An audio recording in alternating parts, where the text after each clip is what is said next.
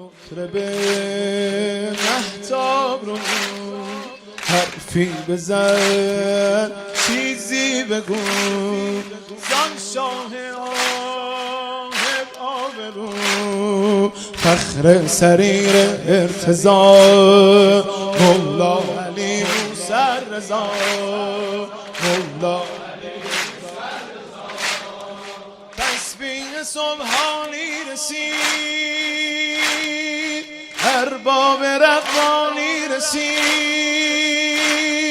ماه شب ثانی رسید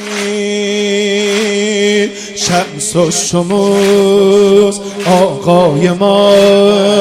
شمس و شموس آقای ما سلطان علی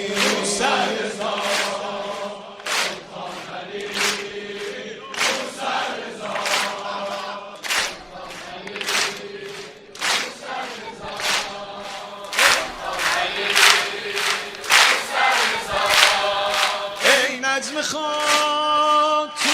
آفرین ای نجم خاتون آفرین خورشید آوردی چنین موسی بن جعفر را ببین موسی بن جعفر را ببین ناامید این مولود را سلطان علی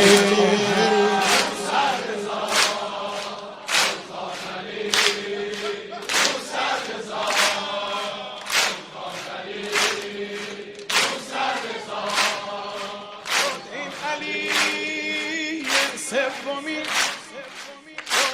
علی سومی شد این علی سومی با مستمن جان هم نشین مثل امیرالمومنین هم سفره می شد با گدا هم سفره می شد با گدا سلطان علی موسی رضا سلطان علی سلطان علی سلطان علی سلطان علی سلطان علی السلطان ابوالحسن السلطان